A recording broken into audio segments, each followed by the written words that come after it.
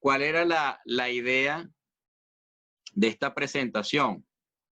Tener como una mejor visión de lo que es nuestra alma, ¿no? Desde el punto de vista eh, occidental, pero pudiéramos hablar también de la psique, ¿no? Que sería un concepto de repente más apropiado.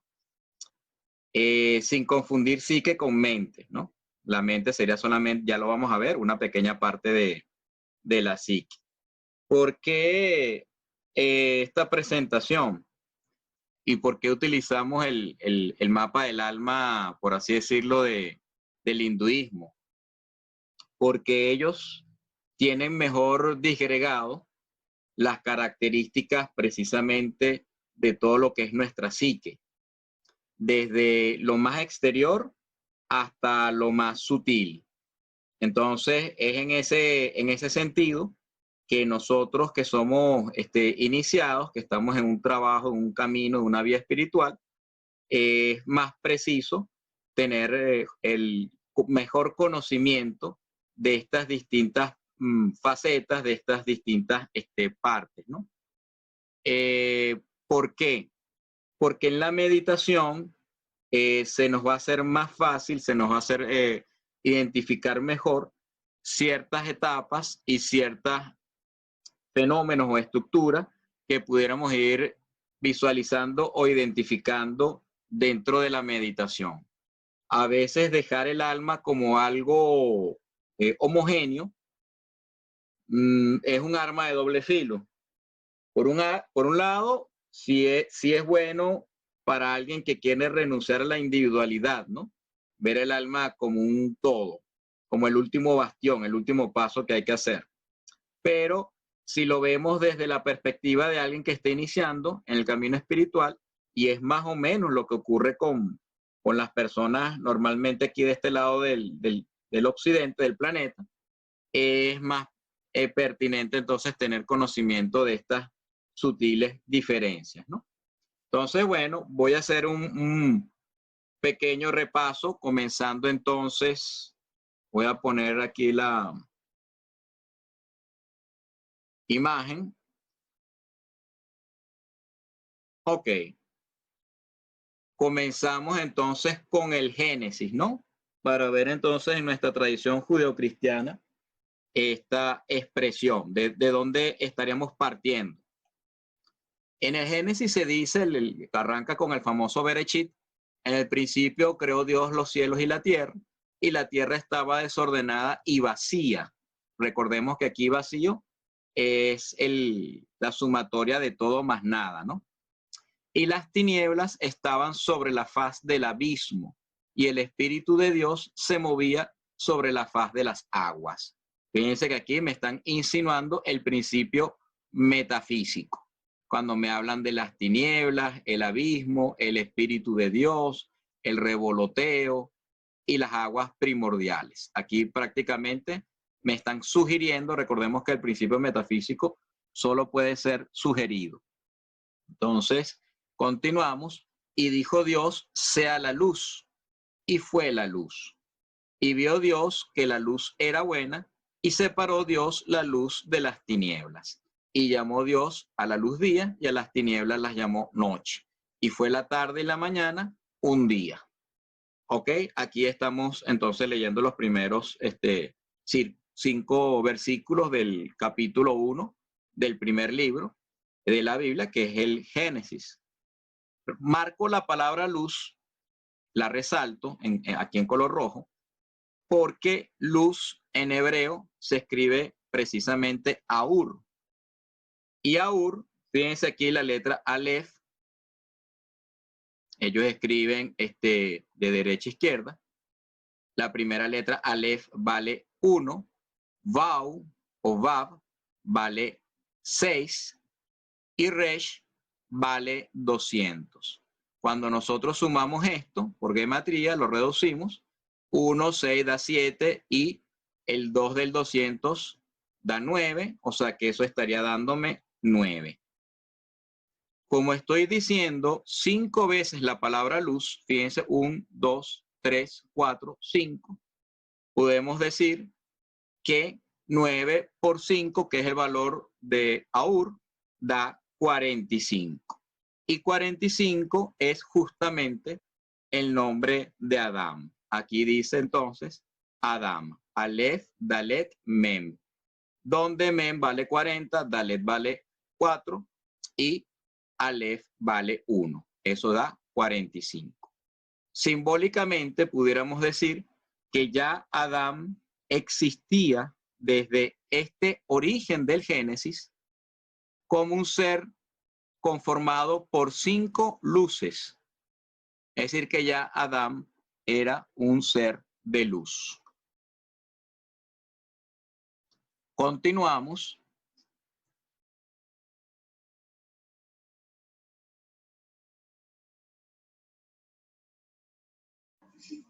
Adán como un ser de luz conformado entonces por 5 luces.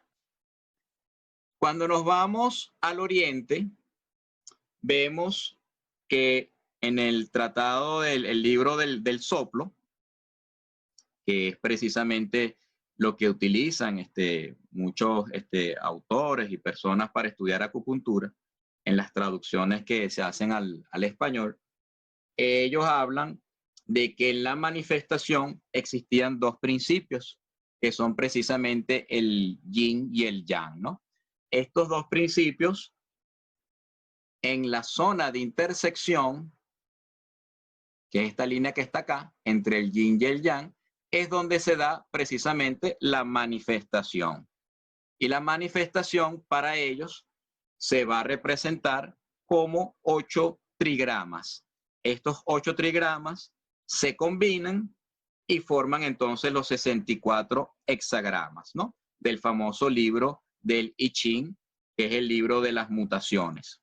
Entonces, aquí vemos brevemente, vamos a hacer un repaso de los 8 principales trigramas. Sería el cielo, la tierra, el trueno, el agua, la montaña, el viento, el fuego y el lago. ¿Ok? Pero lo que me interesa realmente traer aquí es cómo luego se mencionan los 5 elementos que utilizan en el Oriente. Ellos tienen 5 elementos, a diferencia de nosotros que tenemos 4. Para ellos los elementos son el fuego, la madera, la tierra, el agua y el metal. ¿Qué es lo interesante que se recoge entonces del libro del soplo? Que para ellos, ya en este momento, también prácticamente comenzando el génesis de ellos, antes de que se den los 64 hexagramas, ya a través de los 5 elementos, tenemos al hombre que es conformado por 5 luces o 5 inteligencias. Llama poderosamente entonces la atención la correspondencia de cómo para ellos estas 5 inteligencias o estas 5 luces están conformando al hombre como tal. Pudiéramos decir que este símbolo representa a Adán antes de que estuviese vestido con túnica de piel, es decir, antes de tener este cuerpo físico. Ya Adán era conceptualizado como un ser de luz, más específicamente conformado con 5 luces. Y aquí ponemos entonces la representación de ese Adán. Luego, ya lo hemos visto, tenemos el árbol sefirótico. En el árbol sefirótico de la Kabbalah vemos los 3 velos, el Ain Sof y el Ain Sof Aur, el vacío, el soplo que proviene del vacío y la luz que proviene del soplo que proviene del vacío, en donde tenemos acá la representación de Keter, la corona, Jogma, la sabiduría, y Binah, la inteligencia. Luego tenemos este río, en donde se encuentra Dat, podemos decir que es la gnosis, y luego, bueno, Gesed la misericordia, Yebura el rigor, Tiferet la belleza, Netzah la victoria, Jot la gloria, Yesod el fundamento, y finalmente Malkut el reino, en donde cada uno de estas 4 porciones representa los 4 elementos para el punto de vista occidental, teniendo entonces fuego, tierra, aire y agua. Este realmente es como un color roseta, lamentablemente aquí no se aprecia muy bien. Este sería entonces olivo, ocre y negro. Serían entonces los 4 elementos. En el caso entonces del árbol cefirótico, vamos a ver que Malkut está asociado a nuestro cuerpo estas 3 principales esferas que representan el gran rostro. Pudiéramos hacerle el símil con el cristianismo de la Santísima Trinidad también, Padre, Hijo y Espíritu Santo, este ternario. Y aquí todo lo que está en el medio viene siendo nuestra psique, siendo esto neuma para la nomenclatura de los griegos, soma, el cuerpo, y finalmente psique, en donde nuestra mente estaría más asociado a la característica de Yesod, el fundamento, mi memoria a Jod y mi imaginación a Netzah. Entonces todo esto es la psique inferior y todo esto es la psique superior. Por lo tanto, estas esferas estarían representando para la nomenclatura del árbol de la vida mi psique. Igualmente, esta estrella, esta punta de haber caído acá y esta acá, esta acá y esta acá, está conformando 5 también puntas rodeando a Tiferet en una posición central, y esas 5 puntas, el iniciado tiene que buscar ascenderla, hacer que entonces el símbolo de la estrella invertida, pentámera invertida, que los templarios le identificaron con el famoso Baphomet, al darle la vuelta en 180 grados, estaríamos formando precisamente la luz que es Adán, este ser de luz conformado por estas 5 inteligencias. Entonces, los masones también lo identifican con la famosa estrella flamígera, con la letra G, que es el espiral hacia adentro. Esta punta en Dat, entonces ahora, esta punta cae acá, esta punta cae acá, esta acá y esta acá.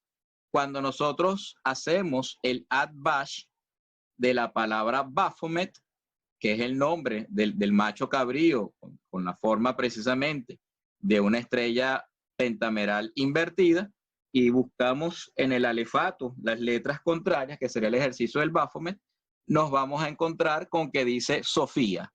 Y Sofía es precisamente conocimiento, el conocimiento que hay que buscar cuando se enciende la esfera de Dat. Eso es lo que más o menos nos quieren ilustrar en el simbolismo de los templarios. Continuamos con el simbolismo masónico. Hemos pasado entonces por el Génesis, hemos pasado entonces por el Oriente, también por la Cábala. Desde el punto de vista masónico, ellos hablan de 5 órdenes de arquitectura: dórico, jónico, corintio, compuesto y toscano, que son las que estamos viendo acá, y cada una de ellas a su vez está subdividido en el fuste, el capitel, la base, la cornisa, el friso, el arquitrabe, etcétera, ¿no? Estas son las distintas partes dentro de la columna. Lo interesante es que se dice que el iniciado tiene que recorrer 5 viajes a lo largo de estas 5 luces o estas 5 esferas, porque estas columnas, mejor dicho, cada una de ellas se le va a colocar un cirio, se le va a colocar una vela representando esta luz. Y el iniciado, al ir recorriendo los viajes, lo que va haciendo es precisamente profundizando en las 5 columnas. Estas 5 columnas me van llevando desde lo exterior hasta lo interior de mi ser, de mi psique, de mi alma. El símil es precisamente el de una cebolla. Coloco aquí una cebolla picada por la mitad, en donde se supone que nuestra psique, nuestra alma, es algo así como esta estructura de cebolla formado en capas. en donde cada uno de estos clavos estaría representando cada una de estas columnas o cada una de las 5 inteligencias o de las 5 luces que hemos venido mencionando. Desde entonces, pudiéramos decir que partimos desde la superficie de cada una de estas 5 inteligencias y poco a poco vamos penetrando hasta llegar al centro. El centro en donde ya estas 5 luces forman a ser una sola y única realidad, que es el verdadero ser.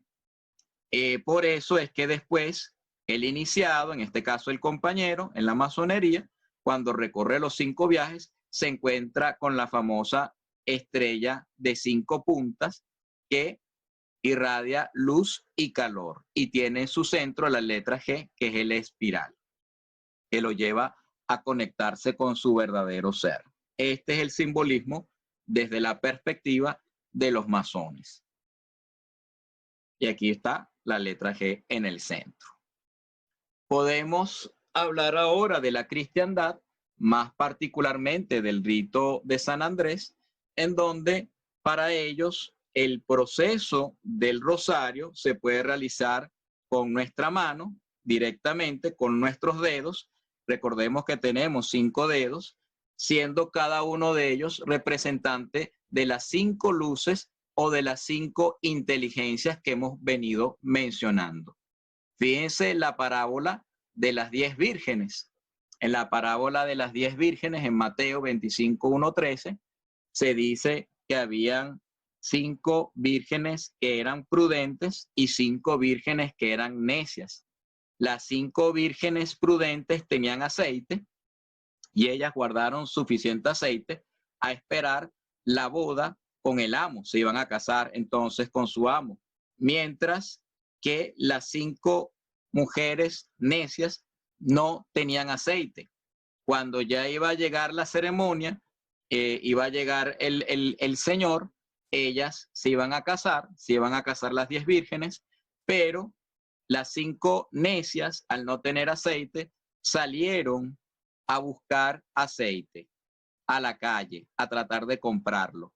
Pero en ese momento llegó entonces el marido, el hombre, y manda a cerrar las puertas y se casa con las 5 vírgenes prudentes. Las 5 vírgenes necias entonces no pudieron casarse y quedaron por fuera. Este símbolo representa que entonces nosotros tenemos 5 sentidos exteriores y 5 sentidos interiores. Los 5 sentidos interiores son las vírgenes prudentes que conocen al Señor, es decir, que conocen al verdadero ser, mientras que las 5 vírgenes necias son las que necesitan luz prestada, luz foránea. Ellas no, sus lámparas necesitan de una luz exterior. Esto representa nuestros 5 sentidos: la vista, el oído, el olfato, el tacto y el gusto. Aquí, entonces, en el rosario del rito de San Andrés, vemos cómo cada uno de los misterios está asociado precisamente a un nivel de comprensión de la vida de Jesús desde la perspectiva de la Virgen María, comenzando por los misterios gozosos. Después pasamos a los misterios dolorosos, los misterios gloriosos.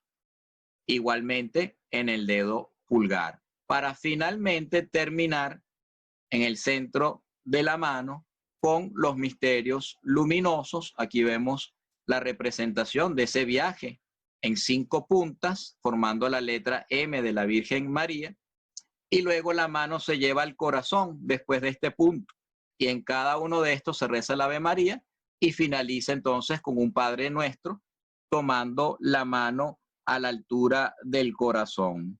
Recordemos que el puño cerrado, nuestro puño naturalmente cerrado, tiene el mismo tamaño que tiene nuestro corazón. Entonces, cuando llevamos la mano hacia el corazón, estamos emulando precisamente esa conexión con nuestro corazón que representa el verdadero ser. Entonces, hemos visto en distintas formas tradicionales cómo se habla de estas 5 luces, de estas 5 inteligencias. Ya podemos ir vislumbrando que también está asociado a nuestros 5 sentidos y a 5 sentidos interiores, ¿ok? Fíjense cómo hemos ido poco a poco pasando desde la configuración de Adán como reflejo de Dios, como un ser de luz, a después a un Adán vestido con túnica de piel, y cómo entonces hemos ido poco a poco vislumbrando esta estructura. Pero es en el hinduismo en donde esta estructura se define con mucho mejor detalle, que es lo que vamos a pasar ahora. Siempre cuando hablamos del hinduismo vamos a partir de Brahma, Shiva y Vishnu. Brahma, Shiva y Vishnu tendrían cierta correspondencia, este es el Trimurti, con nuestra triunidad en el caso del cristianismo, aunque sabemos que las correspondencias no son exactamente lineales, pero podemos decir que también tiene esta misma configuración de que 3 son 1, de alguna manera desde el punto de vista también de los antiguos egipcios. Podríamos hablar también de Osiris, Iris y Horus, hablando de este ternario, ¿no? Entonces lo vemos aquí también y lo vemos también en nuestra Santísima Trinidad. Pero tenemos que comenzar hablando realmente de Brahman, que este Brahman, no confundirlo con Brahma, es este Dios impersonal, esto que va más allá de las formas, esto que va más allá de las ideas. Aquí, entonces, este Brahman podemos asociarlo al principio metafísico, a los velos que mencionamos en el árbol sefirótico, asociado más particularmente al Alain, a este vacío, ¿no? Es este Dios impersonal, en donde Purusha estaría teniendo correspondencia con el soplo proveniente del vacío, mientras que Prakriti sería la luz que proviene del soplo que proviene del vacío, siendo entonces estos 3 primeros niveles los 3 velos. Aquí ya tenemos entonces los 3 velos del árbol sefirótico, en una correspondencia que estamos haciendo simplemente para darnos a entender. Es importante siempre recalcar que estas correspondencias no son lineales, ¿no? Es como cuando yo quiero traducir una cosa de un idioma a otro, cuando queremos traducir del inglés al español o viceversa. Entonces, estas correspondencias no son perfectamente lineales, ¿no? En este sentido, continuamos, podemos asociar entonces a Purusha al verbo y a Prakriti con la luz. Ya una vez que se genera la luz, se hace precisamente el fiat lux, se da el fiat lux desde el punto de vista bíblico, podemos decir que se plantean los 3 gunas, sattva, rajas y tamas. Todo lo que puede darse dentro de la manifestación tiene que necesariamente tener estos 3 gunas. Es decir, todo lo que podamos manifestar tiene que tener algo de sattva, tiene que tener algo de rajas y tiene que tener algo de tamas. El sattva representa el principio ascendente, podemos asociarlo con la conciencia o con una línea vertical hacia arriba. Rajas tiene que ver con la expresión de la voluntad, podemos representarlo como flechas horizontales en ambos sentidos, y finalmente tamas con el principio descendente, que es el deseo, y podemos representarlo como una flecha vertical hacia abajo, descendente, ¿no? Entonces, sattva siempre va a querer elevarse, rajas va a querer expandirse y tamas va a querer descender. Todo, absolutamente todo lo que está manifestado necesita tener distintas porciones de sattva, de rajas o de tamas. Obviamente va a haber uno que domine sobre el otro y así, pero siempre tiene que tener algo de sattva o algo de rajas o algo de tamas. Si no, simplemente no puede manifestarse. Pasamos entonces ahora sí al principio de la triunidad o Trimurti en este caso, para ser más específico, de Brahma, Shiva y Vishnu. Lo habíamos asociado en el árbol sefirótico con Keter, Jogma y Binah. Y luego pasamos ahora sí a esta configuración de la psique. Ya a partir de aquí, esto podemos decir que es el gran rostro y los tres velos, mientras que lo que tenemos acá ya empieza a ser la parte superior del pequeño rostro. Vamos a comenzar con Avyadka, la famosa Chetana, que puede tener correspondencia con la gnosis, en este caso con la esfera de Dat en el árbol sefirótico, Atman o Mahat, nuestra conciencia cósmica, Buddhi, que estaría representando nuestro subconsciente adámico, y Ankara, que estaría representando nuestra individualidad o nuestro ego, nuestro principio de identidad. Ankara podemos hacerlo corresponder con la esfera de Tiferet, mientras que Atman y Buddhi lo estaríamos asociando con esos senderos que conectan desde Tiferet hasta Keter. Uno que se llega hasta Dat y otro que va de Dat hacia Keter. Más específicamente el tercer sendero asociado a la letra del alefato Gimel, que es el camello, o en el tarot la suma sacerdotisa, en esa correspondencia que existen entre los 22 senderos y las 22 arcanos mayores. Entonces, en este orden de ideas, estaríamos diciendo que Buddhi es lo que nos conecta con ese subconsciente del verdadero ser. Ankara es lo que hace que yo piense que yo soy Mauricio Hernández, por así decirlo. Luego este Atman es lo que me unifica y me conecta con Dios. Y la gnosis, Chetana, es ese chispazo o ese principio que precisamente a través, como diríamos en el occidente, de una misión, de una función sagrada, consagrada, es que nos podemos unificar con el verdadero ser. Y es así como realmente somos uno con el todo, siendo realmente lo que somos y siendo esa parte del gran plan. Los masones dirían ser ese obrero dentro del proyecto del gran arquitecto del universo. Entonces existen muchos símiles que nos pueden plantear lo mismo. En el rito de San Andrés diríamos aquella oportunidad de Dios que cada uno de nosotros es. Entonces, continuamos con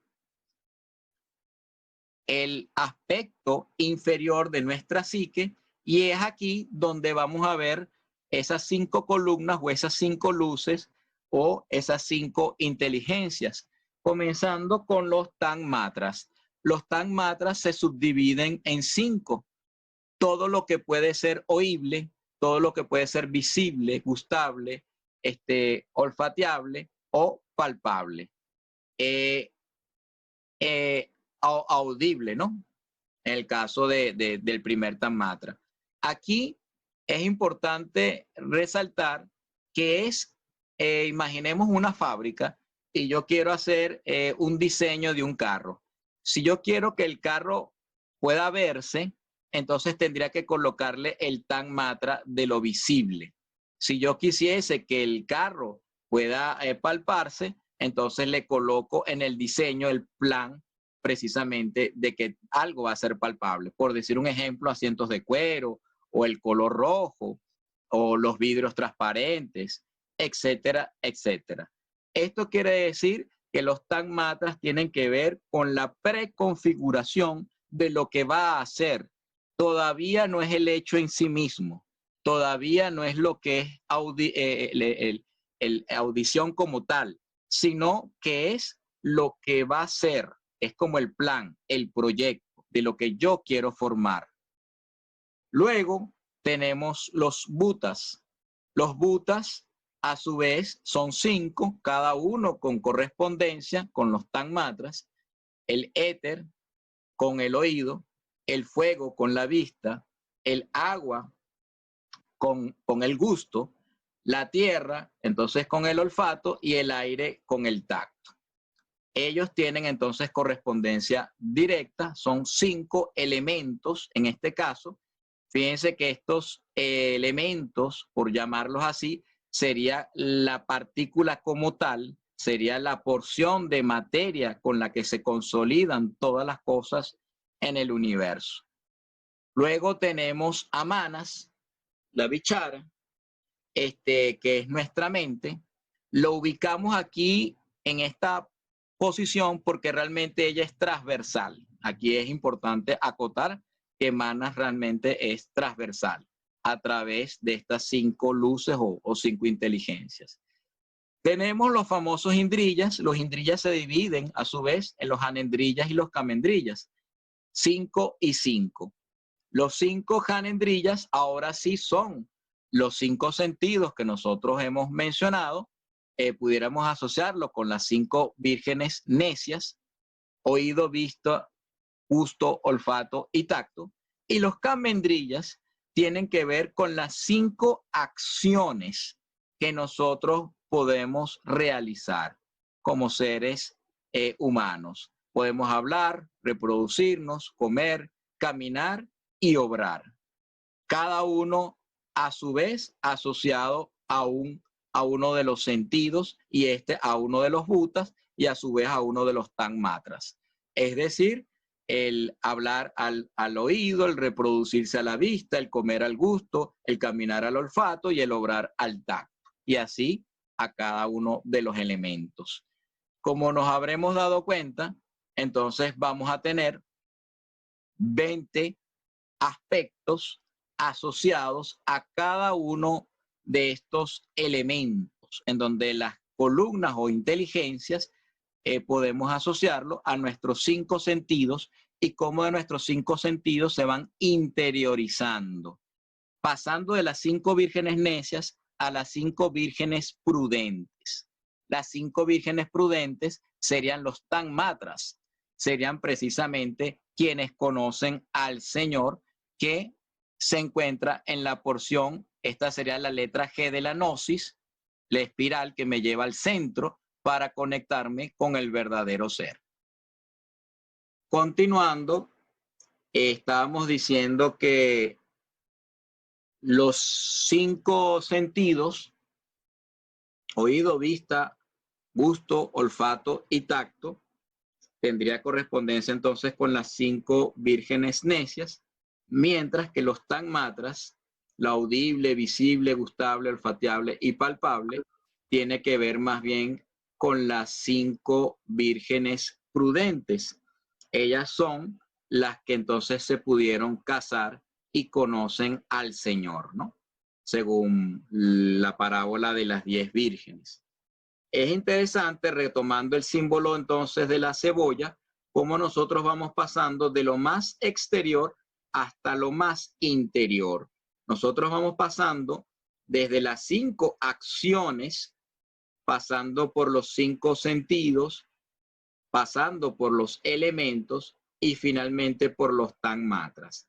¿Por qué insistimos tanto con los tanmatras como punto clave en la identificación del mapa del alma?